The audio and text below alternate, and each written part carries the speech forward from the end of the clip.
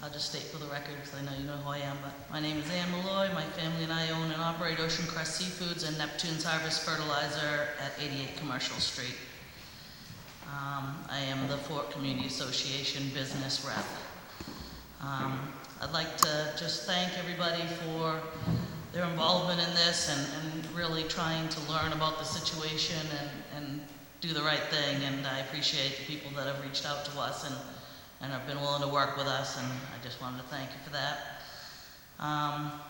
When this whole fort rezoning thing started, I was living happily in my own little world, but having my business threatened and the whole character of this community threatened has awoken the sleeping activist in me, and I cannot sit idly by and watch this city turned into Newburyport, Mass. Or Newport, Rhode Island. I used to like those places, but now the traffic is so bad, I never go there anymore. That's not what I want for Gloucester. I'm not going to go into the whole fishing industry thing tonight, but I'm going to say this: the fishing industry is real and substantial, and it is not dependent on tourism, but tourism is dependent on it. So that means a lot, I think, for this whole fort thing. That's why I brought that up. There have been problems with this proposal on this rezoning from the beginning. The very nature of how it started, without the consultation of anyone affected, shows that there was no consideration of the business owners or residents in the fort. In other words, the city officials didn't care what we thought. One question I have is, before the city gave $30,000 to Norris & Norris and $25,000 to Cambridge 7 Associates to redesign the fort, did they go through the designer selection board as is stated in the city charter? That was $55,000 of the taxpayer money we could desperately use in this city, and I believe it was completely wasted money. Once the fort people were given a chance to speak on this, we spoke loud and clear. We agreed we did not want that vision for our community as it was presented to us. We still were not heard. We spoke out at the first two meetings with very intelligent, legitimate concerns about traffic, parking, safety, etc., and still none of these questions have been addressed. The mayor said to us we should form a neighborhood association because we would have more credibility and would be listened to. And so this is what we did. We called it the Fort Community Association, and that's what we are. We are a community. I was amazed at the cross-section of residents and business owners who came out. What most amazed me was the overwhelming majority of people that felt the same way. All of the people who came to the meetings and expressed their opinion, there was only 2 people not in total agreement. And one of those was Ann Mulcahy. So just so you know, her plan was not really, the whole rest of the neighborhood didn't agree with that plan that she had. So this shows the true community that we really are, and how often it is that how often is it that businesses and neighbors can get along and agree on things like that. It really states a lot for what we really are down there, and that's huge. We all agree we do not want a hotel in the fort. We agree we do not want to become Bearskin Neck. We agree we should be left Marine Industrial or Marine Industrial Plus.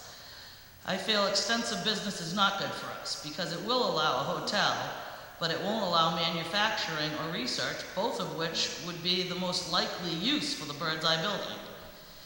I would like to ask the board why EB and not MI Plus, which is what we are proposing. Does the board want manufacturing there? I think it makes the most sense. The plus will give more innovative opportunities for people in the apron and the flats and for the Bird's Eye building. The fort generates more fishing business than the state fish pier for the city, and the residents live in a marine industrial park. Let's not forget that. If they want to stay marine industrial, the city should let them. The city proposed marine industrial for them in the first place to protect the businesses because it makes sense. We propose as an association, after diligent discussion, for the flats and apron to be MI Plus and the residential area to stay MI. NB is fine for the Beach Street side. If the zoning board and council feel we must rezone, then we would like to have more time to come up with something we can live with. Our preference would be for the planning board to vote in favor of our proposal as outlined tonight by Bill Johnson and myself on behalf of the Fort Community Association. The question is, now that we are a unified association, will we be listened to as promised? And I think that the other footnote I just had handwritten in here was that the plus part, you know, could be worked out and make everybody happy, like Parisi's and Miro's. You know, I would like to, you know, try to, while we're doing this, if we have to do it, get it right for the people that live and work there. Any questions?